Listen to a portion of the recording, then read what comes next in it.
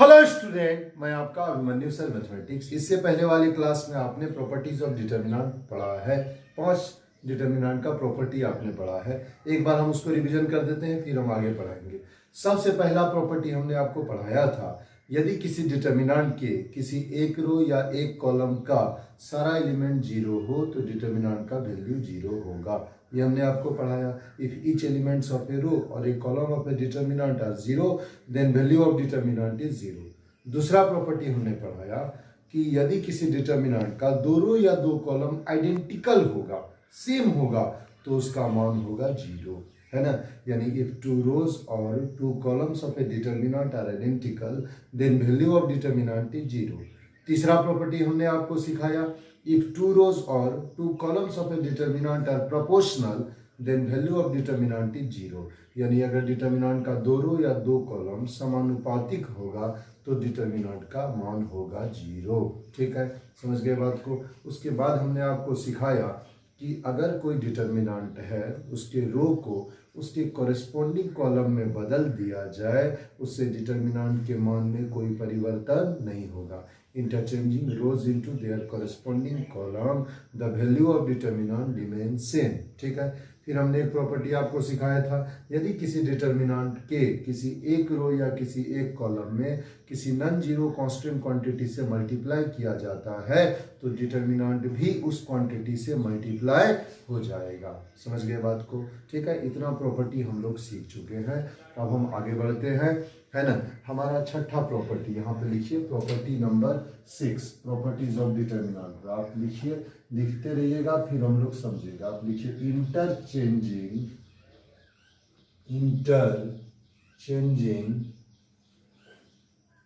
Any two रोज, interchanging any two rows और interchanging any two rows और any to columns, interchanging any two rows or any two columns of a determinant, interchanging any two rows or any two column of a determinant, interchanging any two rows or any two columns of a determinant, the value of determinant remains same. The value of determinant remain same, but the sign मतलब होता है चिन्ह, but the sign of determinant is changed, concept है interchanging any two rows or any two columns of a determinant, the value of determinant remains same but the sign of determinant is changed। Concept ध्यान से सुनिएगा, interchanging any two rows or any two columns of a determinant, the value of determinant remains same but the sign of determinant is changed। अगर किसी determinant में उसके दो रो या दो कॉलम का अदला बदली किया जाए तो डिटर्मिनेंट के मान में कोई परिवर्तन नहीं आएगा, लेकिन डिटर्मिनेंट का चिन्ह बदल जाएगा। कंसेप्ट है interchanging any two rows or any two columns of a determinant, the value of determinant remains same but the sign of determinant is changed। Okay, ध्यान से सुनिए, अगर किसी डिटर्मिनेंट में उसके दो रो या दो कॉलम का अदला बदली किया जाएगा तो डिटर्मिनेंट का मान वही रहेगा, लेकिन उसका चिन्ह क्या होगा, बदल जाएगा। ओके, समझ गए। अब इसको आप एग्जांपल से लिखिए। जैसे एक आपका डिटर्मिनेंट है, डेल है, इसमें आप लिखिए, देखिए 5 4 1 2 दिया हुआ है। अब इसको आप सॉल्व करिए। सॉल्व करेंगे 5 गुना 2 10 -4 बराबर क्या होगा, 6 हो गया 1। अब इस डिटर्मिनेंट में देखिए हम परिवर्तन करते हैं। क्या परिवर्तन करते हैं, इसके दो रो को हम अदला बदली करते हैं या दो कॉलम को अदला बदली करते हैं। तो दो रो या दो कॉलम को अगर हम अदला बदली करेंगे, अगेन इसमें हम दो रो या दो कॉलम को अदला बदली करते हैं तो उसका मान क्या आएगा, देखिए 1 2 आपका नीचे से ऊपर चला गया, 5 4 आपका ऊपर से नीचे आ गया। यानी आपने क्या किया, आपने दो रो का इंटरचेंज किया, दो रो को अदला बदली किया। पहला रो दूसरा रो के जगह पे आ गया, दूसरा रो पहला रो के जगह पे आ गया। अब अगर इसको आप सॉल्व करोगे, 1 को 4 से गुना करो, 4 होगा फिर 5 को 2 से गुणा करो 10 हो गया, 4 में 10 चला गया, -6 हो गया। इससे क्या साबित होता है? इससे साबित होता है कि अगर आप दो रो या दो कॉलम को अदला बदली करते हैं तो डिटर्मिनेंट का मान वही रहता है, लेकिन डिटर्मिनेंट का चिन्ह क्या होगा? बदल जाएगा। यानी कंसेप्ट हो गया इंटरचेंजिंग एनी टू रोज और any two columns of a determinant, the value of determinant remains same but the sign of determinant is changed. अगर किसी डिटर्मिनेंट में आप उसके दो रो या दो कॉलम को अदला बदली करते हैं, ध्यान दीजिएगा, दो रो या दो कॉलम का अदला बदली करते हैं तो उसका मान वही रहेगा, लेकिन उसका चिन्ह क्या होगा? बदल जाएगा। समझ गए बात को? मान वही रहेगा लेकिन उसका चिन्ह क्या होगा? बदल जाएगा। इंटरचेंजिंग एनी टू रोज और any two columns of a determinant, the value of determinant remains same but the sign of determinant is change. जैसे देखिए एक छोटा सा एग्जांपल, ये आपका डेल है, डेल का मान आपका दिया हुआ है ABCD EF GHI दिया हुआ। अब ध्यान दीजिएगा, अगर हम इसके पहला रो को तीसरा के जगह पे लेके चले जाएंगे, तीसरा को पहला के जगह पे लेके चले जाएंगे तो चिन्ह में अंतर आ जाएगा। ये आपका हो गया GHI, ये आपका DEF, ये आपका हो गया ABC। अगर हम ऐसा करेंगे तो उसका चिन्ह में सिर्फ अंतर आ जाएगा। यानी अगर हम दो रो या दो कॉलम का अदला बदली करेंगे तो मान वही रहेगा, लेकिन उसका चिन्ह क्या होगा? बदल जाएगा। समझ गए बात को? इस प्रॉपर्टी को याद रखना है कि इंटरचेंजिंग एनी टू रोज और any two columns of a determinant, the value of determinant remains same but the sign of determinant is change. Interchanging any two rows or any two columns of a determinant, the value of determinant remains same but the sign of determinant is changed. अगर किसी determinant में उसके दो रो या दो column का अदला बदली किया जाए तो उसके मान में कोई परिवर्तन नहीं आएगा, लेकिन उसका चिन्ह क्या होगा? बदल जाएगा। ओके, क्या कॉन्सेप्ट है? इंटरचेंजिंग एनी टू रोज और any two columns of a determinant, the value of determinant remains same but the sign of determinant is changed. Okay, no problem। विश्वास करते हैं आप इसको आराम से याद रख सकते हैं, है ना? कोई दिक्कत होगा ही नहीं होगा। जैसे देखिए, मान लीजिए आपके डेल का मान दिया हुआ है 5 4 1 2, इसको आप सॉल्व करते हैं तो आपका मान क्या आता है? 5 गुना 2 10 -4 बराबर 6 आता है। अब हम इसके दो कॉलम को अदला बदली करते हैं, कॉलम 1 कॉलम 2 के जगह पे चला गया और कॉलम 2 कॉलम 1 के जगह पे आ गया। अदला बदली करके देखते हैं, है ना? इसके गुण के बारे में पता करते हैं। ओके, तो अदला बदली करते हैं। ये नया डिटर्मिनेंट हो गया। मान लीजिए अदला बदली किया तो इसका 4 2 इधर आ गया, आया कि नहीं आया? इसका 5 1 इधर आ गया तो इसको हमने लिख दिया 5 1 लिखा। अब इसको सॉल्व करिए। देखिए 4 2 दूसरा कॉलम पहला कॉलम के जगह, पहला कॉलम दूसरा कॉलम के जगह। अब इसको सॉल्व करिए। 4 गुना 1 4 -5 गुना 2 10 बराबर हो गया -6। हुआ कि नहीं हुआ? यानी इसका मान 6 आ रहा था, इसका मान -6 आ गया।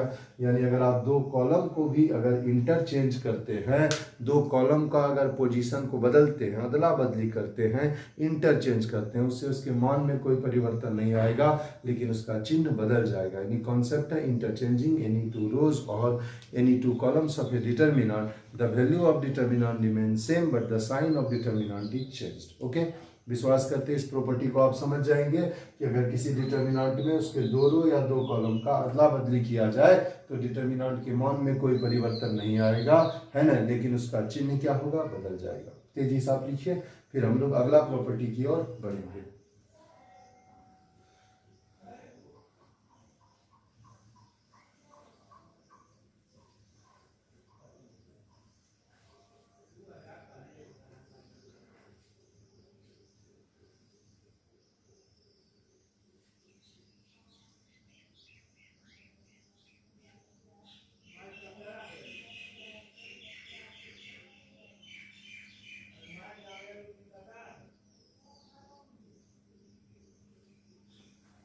ठीक है, मिटा सकते हैं। अब आइए 7वां प्रॉपर्टी हम लोग लिखते हैं। काफी इंपॉर्टेंट प्रॉपर्टी है, बड़ा बड़ा क्वेश्चन बनाने में इसका जरूरत होगा। पहले इसको लिखते हैं फिर हम लोग समझेंगे। आप लिखिए, if each elements of a row, if each elements of a row or a column of a determinant if each elements of a row or a column of a determinant can be expressed as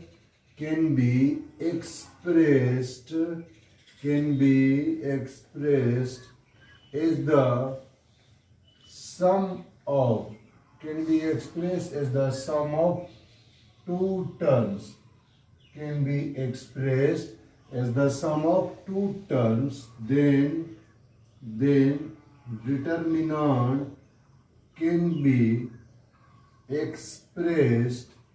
then determinant can be expressed is the sum of two determinant. Then determinant can be expressed as the sum of two determinant. Concept है, if each elements of a row or a column of a determinant can be expressed as the sum of two terms, then determinant can be expressed as the sum of two determinant. जरा गौर कीजिए, concept है, अगर किसी determinant के किसी एक रो या किसी एक कॉलम के प्रत्येक एलिमेंट को दो टर्म के सम के रूप में लिखा जाए तो डिटर्मिनेंट को भी दो डिटर्मिनेंट के सम के रूप में लिखा जा सकता है। यानी कॉन्सेप्ट है, if each elements of a row और a column of a determinant can be expressed as the sum of two terms, then determinant can be expressed as the sum of two determinant.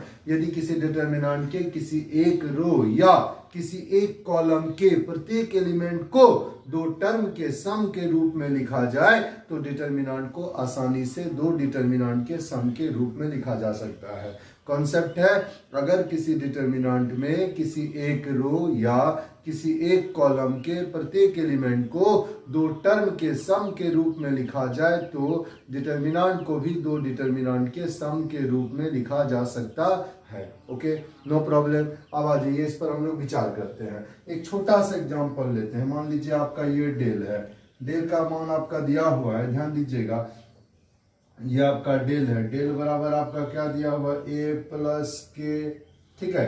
दूसरा यहाँ मान लीजिए आपका B है, यहाँ आपका दिया हुआ सी प्लस के, यहाँ आपका डी है, ये आपका डिटर्मिनेंट है, ठीक है। ए प्लस के, सी प्लस के, अब उधर बी डी आ गया। अब ध्यान दीजिए, यहाँ ये आपका पहला कॉलम है, इसका नाम क्या है, पहला कॉलम। अब पहला कॉलम के प्रत्येक टर्म को, पहला कॉलम के प्रत्येक एलिमेंट को दो टर्म के सम के रूप में लिखा गया है। ध्यान दीजिएगा, पहला कॉलम के प्रत्येक एलिमेंट को दो टर्म के सम के रूप में लिखा गया है तो डिटर्मिनेंट को भी दो डिटर्मिनेंट के सम के रूप में लिखा जा सकता है।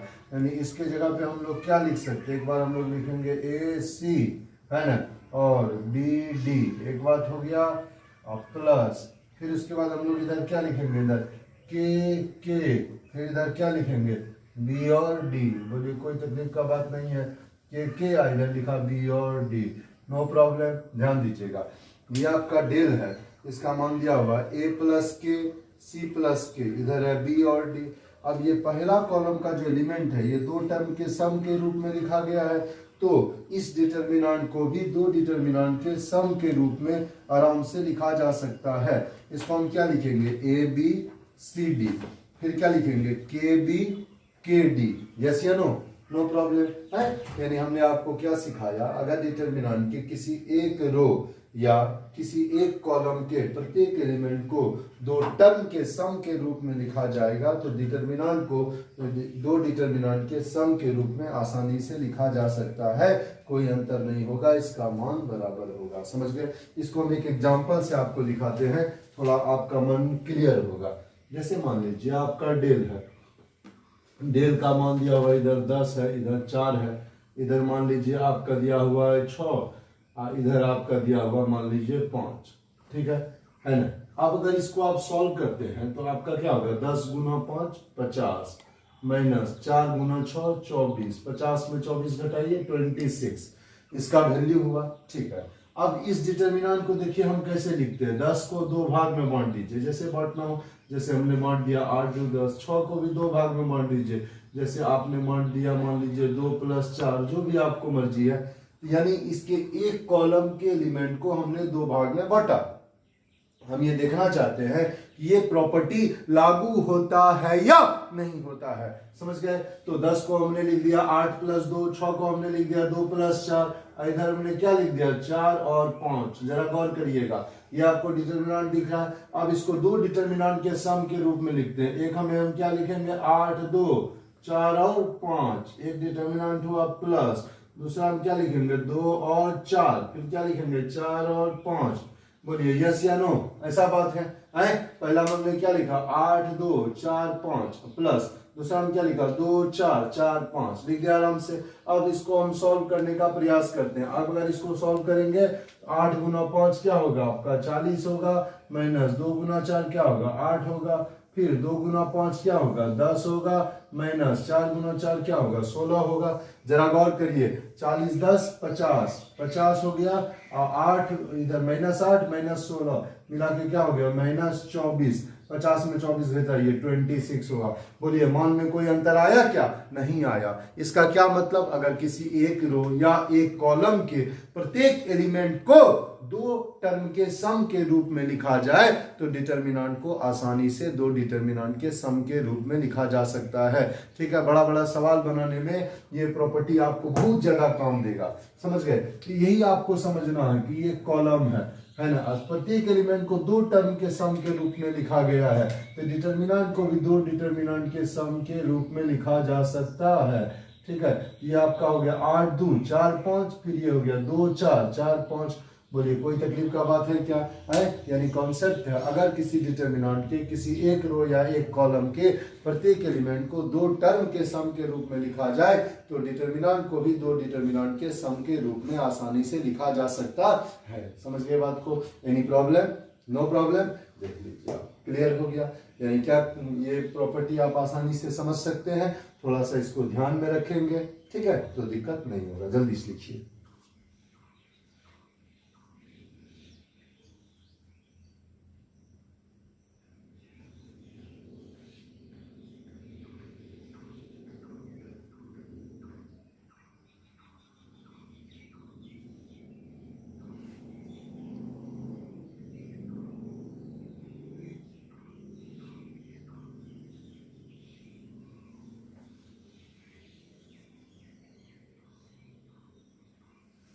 मिटाते हैं, हो चुका होगा, बहुत समय हो गया।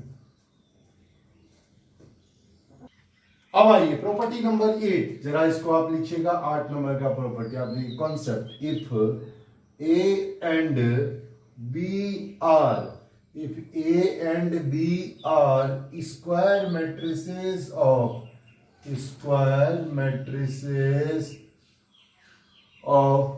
if A and B are square matrices of same order, जरा गौर करिएगा, if A and B are square matrices of same order, यदि A तथा B दो सेम ऑर्डर का स्क्वायर मैट्रिक्स हो, if A and B are square matrices of same order, then तब जाके determinant of A B, मतलब तब जाके ए गुना बी का जो डिटर्मिनेंट होगा, डिटर्मिनेंट ऑफ ए बी है ना, यानी ए गुना बी का डिटर्मिनेंट बराबर हम आराम से लिख सकते हैं डिटर्मिनेंट ए गुना डिटर्मिनेंट बी। समझ गए बात को? ये एक प्रॉपर्टी हो गया। कैसा प्रॉपर्टी है?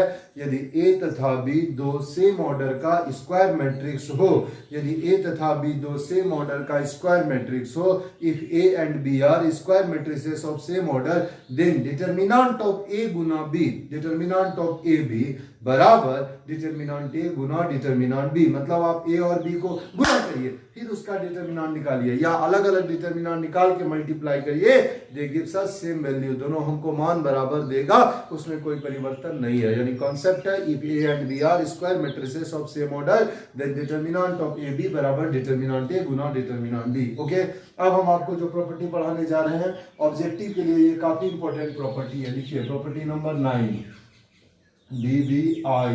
समझ गए बात को? किसके लिए? तो आप यहां लिख दीजिए फॉर ऑब्जेक्टिव। ऑब्जेक्टिव के लिए ये काफी इंपॉर्टेंट है, पूछना ही पूछना। अगर ये बोर्ड में नहीं पूछेगा तो आप हमको कहिएगा, पूछना ही पूछना है। लिख लीजिए कॉन्सेप्ट है इफ ए इज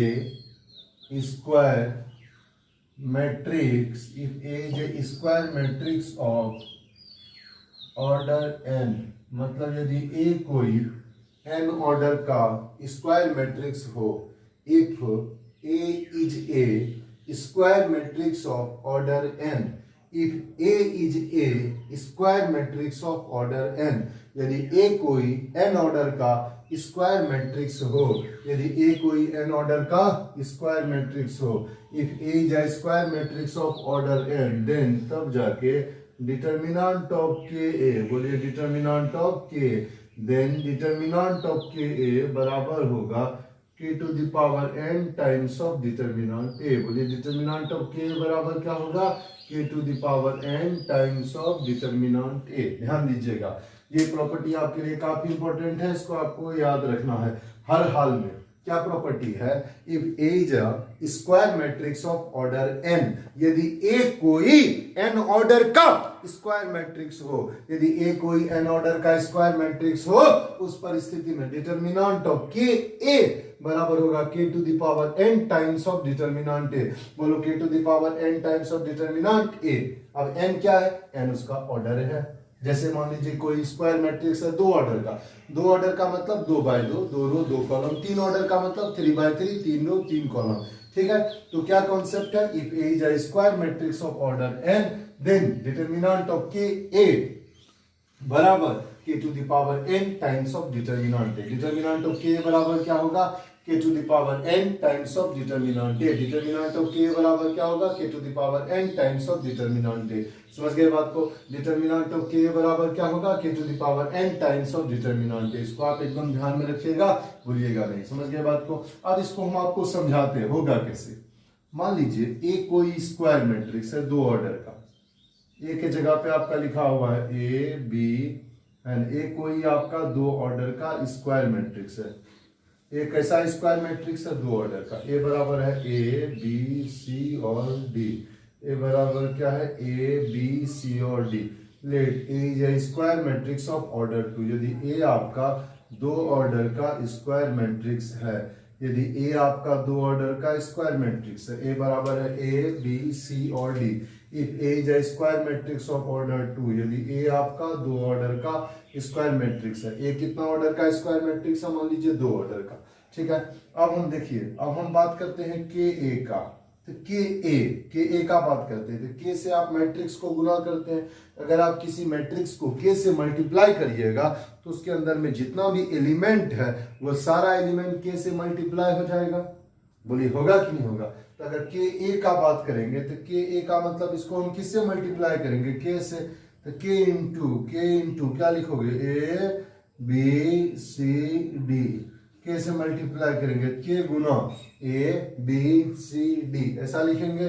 तो अब के से अगर मल्टीप्लाई करेंगे तो इसका मान क्या होगा, इसका मान होगा के ए, इसका मान होगा के बी, यहाँ पे हम क्या लिखेंगे के सी, यहाँ हम क्या लिखेंगे के डी, के ए के बी के सी के डी। बोलिए कोई समस्या का बात है। ये आपका हो गया के ए का मतलब के टाइम्स ऑफ मैट्रिक्स है। ये आपका ए माने मैट्रिक्स ए है, तो मैट्रिक्स ए के जगह पे क्या लिखा ए बी सी डी। अब के से मल्टीप्लाई करोगे, के से मल्टीप्लाई करोगे क्या होगा, के ए के बी के सी के डी, के ए के बी के सी के डी। ओके, के नॉट इक्वल टू 0, यहाँ के का मान 0 के बराबर नहीं है, यहाँ के बाद मान 0 के बराबर नहीं है। समझ गए बात को। ठीक है, ये आपका के ए हो गया। अब इसको हम निकालते हैं, डिटर्मिनेंट ऑफ के ए। डिटर्मिनेंट ऑफ के ए का बात करोगे तो डिटर्मिनेंट ऑफ के ए के जगह पे क्या होगा, डिटर्मिनेंट ऑफ के ए के बी के सी के डी। डिटर्मिनेंट ऑफ के की जगह डिटर्मिनेंट ऑफ के ए के बी के सी के डी। क्लियर है। अब जरा गौर करो, ये आपका मैट्रिक्स था, मैट्रिक्स को के से मल्टीप्लाई करेंगे तो उसके अंदर जितना भी एलिमेंट होगा वो सारा एलिमेंट के से मल्टीप्लाई हो जाएगा। मैट्रिक्स को अगर के से मल्टीप्लाई करेंगे तो उसके अंदर जितना भी एलिमेंट होगा वो सारा एलिमेंट के से मल्टीप्लाई हो जाएगा। समझ गए बात को। तो डिटर्मिनेंट ऑफ के ए यानी डिटर्मिनेंट ऑफ के ए के बी के सी के डी। क्लियर है। अब जरा गौर करो कि डिटर्मिनेंट में क्या नेचर होता है, एक रो में से कुछ भी कॉमन ले सकते हैं, या एक कॉमन कॉलम में से कुछ भी कॉमन ले सकते हैं। तो पहला रो में से हमने के को कॉमन लिया, दूसरा रो में से भी हमने के को कॉमन लिया। पहला रो से किसको कॉमन लिया? के को। दूसरा रो से किसको कॉमन लिया? के को कॉमन ले लिया। अंदर में आपका क्या बचा? अंदर में बचा ए बी सी डी। अब के को के से गुना करोगे के स्क्वायर हो गया, के को के से गुना करेंगे तो आपका क्या होगा? के स्क्वायर हो गया। ये आपका हो गया के स्क्वायर गुना determinant of A B C D. जरा गौर करिए, इसको हम लोग क्या बोल सकते हैं? के स्क्वायर गुना डिटर्मिनेंट ए।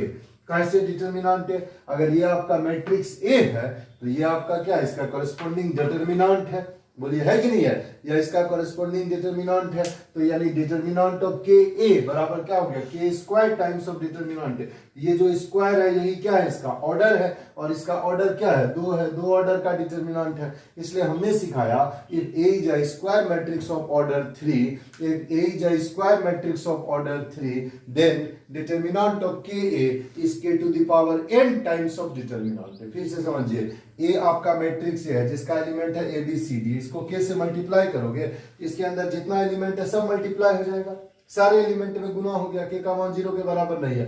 अब अगर हम लिखेंगे डिटर्मिनेंट ऑफ के ए, बोलो डिटर्मिनेंट ऑफ के ए, तो क्या होगा? इसका मतलब होगा डिटर्मिनेंट ऑफ के ए, के बी, के सी, के डी। ओके, अब पहला रो से एक ठो के कॉमन, दूसरा रो से एक ठो के कॉमन, यानी के स्क्वायर कॉमन आ जाएगा। ये हो गया के स्क्वायर गुना determinant of A B C D, यानी के स्क्वायर गुना डिटर्मिनेंट, है ना? यानी एक सीधा सा कॉन्सेप्ट आपको मिल गया।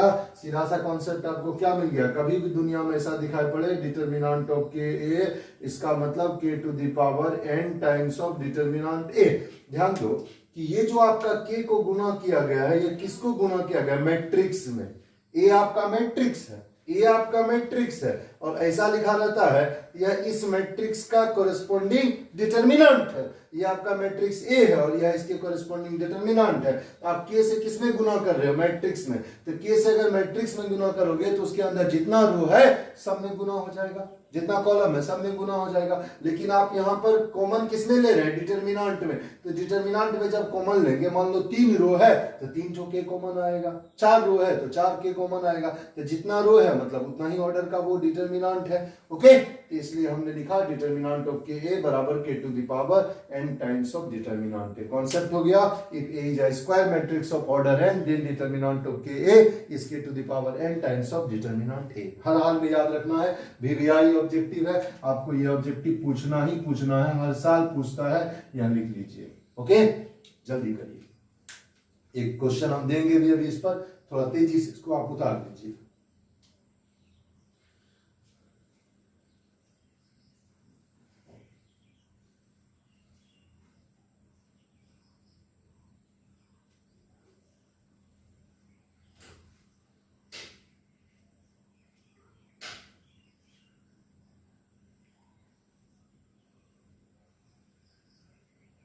लिख पाए सब? लिखे? लिख चुके होंगे? लिख लिए सब? अब थोड़ा सा इसको हम मिटाते हैं, एक क्वेश्चन इस पर देते हैं। इसको आप लिख चुके हैं, समझने के लिए बेहतरीन बात हमने आपको बताया, विश्वास करते आप लिख चुके होंगे कि मैट्रिक्स में गुना करेंगे तो सब में गुना होगा। अब एक ऑब्जेक्टिव क्वेश्चन हम आपको देते हैं इस पर। ये क्वेश्चन बहुत ज्यादा फेमस है, एक ऑब्जेक्टिव क्वेश्चन, ठीक है। क्वेश्चन है, if A is a square matrix, A is a square matrix of order 3, A is a square matrix of order 3, ये बहुत फेमस है। A is a square matrix of order 3 कहें या order 3/3 कहें, एक ही बात हुआ, है ना। ऑर्डर 3 भी कहेंगे तो कोई दिक्कत नहीं। A is a square matrix of order 3, then तब जाके देन डिटर्मिनेंट ऑफ के ए, ध्यान दीजिए, डिटर्मिनेंट ऑफ के ए इज इक्वल टू, तो डिटर्मिनेंट ऑफ के ए इज इक्वल टू, ये किसके बराबर होगा? 4 ऑप्शन आपको दिया हुआ है, आपके सामने सवाल है, बनाना आपको है, ठीक है। If A is a square matrix of order 3/3, then determinant of के ए। तो पहला ऑप्शन, ऑप्शन नंबर ए है ना, पहला ऑप्शन दिया रहेगा डिटर्मिनेंट ऑफ के ए बराबर के टाइम्स ऑफ डिटर्मिनेंट ए। दूसरा ऑप्शन के क्यू टाइम्स ऑफ डिटर्मिनेंट ए। तीसरा ऑप्शन के स्क्वायर टाइम्स ऑफ डिटर्मिनेंट ए, चौथा ऑप्शन डिटर्मिनेंट ए। बताइए कौन सा होगा, बोलिए, आपका कमेंट आना चाहिए, कौन सा होगा जरा बताइए। फिर से सुनिए सवाल को, सुनिए सवाल में साफ साफ दे दिया, if A is a square matrix of order 3 by 3, ए आपका 3 ऑर्डर का स्क्वायर मैट्रिक्स है, मतलब उसको 3 रो और 3 कॉलम है, उस परिस्थिति में डिटर्मिनेंट ऑफ के इस चारों में से किसके बराबर होगा बताइए, है ना, चारों में से किसके बराबर होगा बता सकते हैं क्या, बताइए, है ना, आप सबके ये चोट भी लग गया, बोलिए कौन सा होगा। हाँ हाँ सही है, हाँ आपका सही है, 2 बच्चे का जो आपने आंसर कहा कमेंट में सही है। आप लोगों ने कहा कि सर आपका के क्यू टाइम्स ऑफ डिटर्मिनेंट ए, बिल्कुल सही जवाब। क्यों भैया, क्योंकि आपने सोचा कि सर डिटर्मिनेंट ऑफ के ए बराबर कॉन्सेप्ट क्या होता है, k to the power n times of determinant A, जहां एन क्या होता है, एन उसका ऑर्डर होता है, एन उसका क्या होता है, ऑर्डर होता है। तो अगर डिटर्मिनेंट ऑफ के ए का बात करोगे तो आप बोलोगे के क्यू टाइम्स ऑफ डिटर्मिनेंट ए, क्यों, क्योंकि यहाँ एन के जगह पे क्या है, 3 है, 3 ऑर्डर का मैट्रिक्स है। ओके, समझ गए बात को, okay, any problem, no problem, thank you very much. यहां तक आप समझ गए। अभी एक छोटा सा ऑब्जेक्टिव आइडिया बचा हुआ है, वो बताएंगे, ये प्रॉपर्टी कंप्लीट हो जाएगा।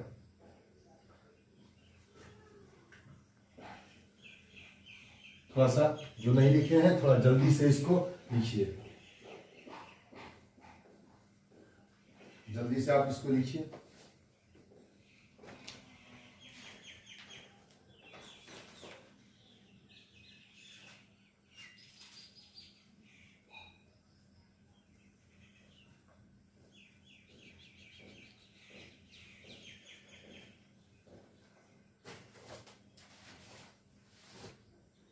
ठीक है, ऑब्जेक्टिव आप लिख लिए, एक 10वां, विश्वास करते आप लिख चुके होंगे, एक आप लिखिए, एक और प्रॉपर्टी आप लिख लीजिए। यहां से ये तो दिखाई दे रहा है, यहां से तो कोई दिक्कत नहीं है, लिखिए, if A is A diagonal, diagonal matrix, diagonal matrix मतलब समझते हैं, डायगोनल मैट्रिक्स का मतलब हुआ जिस स्क्वायर मैट्रिक्स में उसके मेन डायगोनल को छोड़ करके बाकी सारा एलिमेंट 0 हो। ठीक है, कॉन्सेप्ट है, if A is a diagonal matrix of order n, if A is a diagonal matrix of order n, if A is a diagonal matrix of order n, then तब जाके देन डिटर्मिनेंट ए बराबर होगा, then determinant A equals product of, determinant A बराबर क्या होगा, product of all main diagonal element, या MD के बदले मेन डायगोनल लिख लीजिए, फुल फॉर्म लिख देते हैं, product of main diagonal elements, product of main diagonal elements. ध्यान दीजिएगा, कॉन्सेप्ट है, क्या कॉन्सेप्ट है, कॉन्सेप्ट है, if A is a square matrix of order n, if A is a square matrix of order n, यदि A कोई n order का square matrix है, उस परिस्थिति में डिटर्मिनेंट ए बराबर होगा product of all main diagonal elements, determinant A बराबर होगा उसके मेन डायगोनल के एलिमेंट का प्रोडक्ट, उसके मेन डायगोनल के एलिमेंट का प्रोडक्ट। समझ गए बात को, डिटर्मिनेंट ए बराबर होगा product of main diagonal elements, determinant A बराबर क्या होगा, product of main diagonal elements. समझ गए बात को, if A is a diagonal matrix of order n, then determinant A बराबर product of all main diagonal elements. समझ गए बात को, थोड़ा इसको मिटा देते हैं, product of main diagonal element थोड़ा लिखिएगा, डिटर्मिनेंट ए को क्या लिख सकते हैं, A11 A22, ये सब मेन डायगोनल का एलिमेंट है, A33, फिर जितना भी ऑर्डर का एन ऑर्डर का होगा तो ANN, है ना। मेन डायगोनल का क्या खासियत होता है, वहां पे रो और कॉलम का संख्या आपस में क्या होता है, बराबर होता है। अब एक छोटा सा एग्जांपल के रूप में आप लीजिए, मान लीजिए आपका मैट्रिक्स ए है जिसका मान है, ये मैट्रिक्स ए है जिसका मान है A11, है ना, या आप ऐसा लीजिए, ए ही लेने देते हैं, मान लीजिए A00, 3 ऑर्डर का एक मैट्रिक्स लेते हैं, A00, 0B0, 0 जरा गौर करिए, ये आपका मैट्रिक्स ए है, मैट्रिक्स ए का एलिमेंट क्या है, A00, 0B0 0 0C, ये आपका मैट्रिक्स है, बोलिए है कि नहीं है? ठीक है। अब अगर हम बात करते हैं डिटर्मिनेंट ए का, तो डिटर्मिनेंट ए की जगह पे क्या होगा? A 0 0 0B 0 0 0C, ये आपका डिटर्मिनेंट है। जरा गौर करिए। अब हमको इसका वैल्यू निकालना, इसको हम तोड़ के भी निकाल सकते हैं, लेकिन आपके लिए एक प्रॉपर्टी हो गया, आप डायरेक्ट इसके मेन डायगोनल के एलिमेंट को गुना कर दीजिए। आप डायरेक्ट इसके मेन डायगोनल के एलिमेंट को गुना कर दीजिए, यानी डिटर्मिनेंट की जगह आप क्या कहोगे? A Guna B Guna C, बस जो भी इसका वैल्यू आएगा वही आंसर हो जाएगा। ठीक है, यानी डिटर्मिनेंट के बराबर हो गया product of main diagonal elements. Determinant के बराबर product of main diagonal element, लेकिन ये किस में लगेगा? जबकि आपका डायगोनल मैट्रिक्स होगा। इसलिए हमने लिखा if A is a diagonal matrix of order n, then determinant A equals the product of main diagonal element, यानी A11 A22 A33 dot dot dot ANN, जितना भी ऑर्डर का मैट्रिक्स होगा, है ना, अगर उसका कॉरेस्पॉन्डिंग मान लीजिए डायगोनल मैट्रिक्स का कॉरेस्पॉन्डिंग डिटर्मिनेंट हो, उसका मान निकालना हो, तो आप सिर्फ और सिर्फ उसके मेन डायगोनल के एलिमेंट को गुना करिए। समझ गए बात को? No problem. अब एक आप क्वेश्चन देखिए, एक क्वेश्चन को जरा आप देखने का प्रयास करिए। मान लीजिए क्वेश्चन है, ठीक है, एक क्वेश्चन हम लोग देखते हैं। मान लीजिए ये आपका डिटर्मिनेंट ए है, ठीक है, डिटर्मिनेंट ए है, उसका मान दिया हुआ है, यहाँ पे लिखा हुआ 4 0 0 0 3 0 0 0 5। अब हमको इस डिटर्मिनेंट का वैल्यू निकालना है। ये आपका कैसा डिटर्मिनेंट है? तो मेन डायगोनल, ये देखिए मेन डायगोनल को छोड़ के बाकी सारा एलिमेंट 0 है, यानी यह एक डायगोनल मैट्रिक्स का कॉरेस्पॉन्डिंग डिटर्मिनेंट है।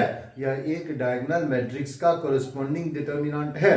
तो प्रॉपर्टी का प्रयोग करके आप डायरेक्ट इसका मान लिख सकते हैं 4 गुना 3 गुना 5, 4 गुना 3 12 गुना 5 60, आंसर आ गया। बोलिए आया कि नहीं आया? लेकिन कब ये कंडीशन कब लगेगा? जब मेन डायगोनल को छोड़ के बाकी सारा एलिमेंट 0 हो। तो आसानी से बना सकते हैं। उसके बाद आप इसको दूसरा तरीका से भी तोड़ सकते थे। जैसे मान लीजिए डिटर्मिनेंट ए का वैल्यू दिया हुआ है 4 0 0 0 3 0 0 0 5 दिया हुआ है, ठीक है। तो मेन डायगोनल को छोड़ करके बाकी सारा एलिमेंट क्या है? 0 है। हम लोग क्या लिखेंगे? हम लोग पहले लिखेंगे 4 गुना इसका कोफैक्टर, फिर ये 0 गुना इसका कोफैक्टर, फिर ये 0 गुना इसका कोफैक्टर। बोलिए लिखेंगे ना? तो पहले क्या लिखेंगे? 4 गुना उसका कोफैक्टर। तो 4 का कोफैक्टर क्या होगा? पहला रो और पहला कॉलम को ढक दीजिए। क्या बचा? अगर 4 के कोफैक्टर का बात करोगे, 4 का कोफैक्टर आपका क्या होगा? पहला रो और पहला कॉलम को ढक दिया तो 3 0 0 5 और मल्टीप्लाई करो, 4 इधर रहेगा, इधर 3 गुना 5 15 माइनस 0, 15 में 0 गया 15, 4 गुना 15 60 हुआ। देखो हम लोग क्या करेंगे? 4 गुना इसका कोफैक्टर, फिर 0 गुना इसका कोफैक्टर खत्म, फिर 0 गुना इसका कोफैक्टर खत्म, है ना। इसलिए हम डायरेक्ट निकाल सकते हैं। अगर कभी भी डायगोनल मैट्रिक्स का करस्पॉन्डिंग डिटर्मिनेंट हो, उसका मान निकालना हो, तो हम सिर्फ और सिर्फ उसके मेन डायगोनल के एलिमेंट के प्रोडक्ट को निकालेंगे। ओके, कोई दिक्कत नहीं होगा। इतना सारा प्रॉपर्टी है। ये प्रॉपर्टी को पढ़ने के बाद हम जो आपको बताएंगे अगला क्लास में, वो काफ़ी इंपॉर्टेंट चीज़ बताएंगे। हम आपको पहले ऑपरेशन सिखाएंगे, फिर ऑपरेशन का पहले हम सवाल बताएंगे, है ना। नहीं तो हम लोग जो ऑपरेशन करेंगे डिटर्मिनेंट में, पहले हम एक क्लास, जो अगला क्लास होगा वो बड़ा बेहतरीन होगा। उसमें आपको हर एक ऑपरेशन को हम आपको सिखाएंगे। ऑपरेशन कैसे किया जाता है ना, ऑपरेशन कैसे किया जाता है, ऑपरेशन करते समय आपको हिचकिचाहट नहीं हो, उसकी हर एक बात को हम लोग पहले सीखेंगे, फिर हम लोग सवाल में जाएंगे। तो कल भी कंसेप्ट होगा, उसमें हम लोग ऑपरेशन को सीखेंगे, एलिमेंट्री ऑपरेशन कैसे करेंगे हम लोग डिटर्मिनेंट में, इस बात को हम लोग सीखेंगे। ऑपरेशन को सीखने के बाद हम लोग सवाल को बनाएंगे, ठीक है। विश्वास करते इसको आप तेजी से लिख लेंगे।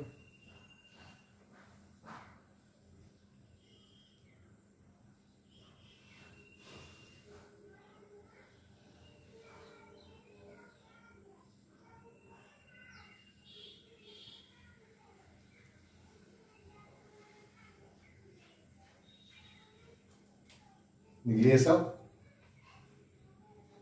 लिख लिए होंगे, थोड़ा तेजी करना होगा, ठीक है। बहुत बहुत धन्यवाद। आपका दिन शुभ हो। आपका Abhimanyu sir, mathematics. Thank you very much.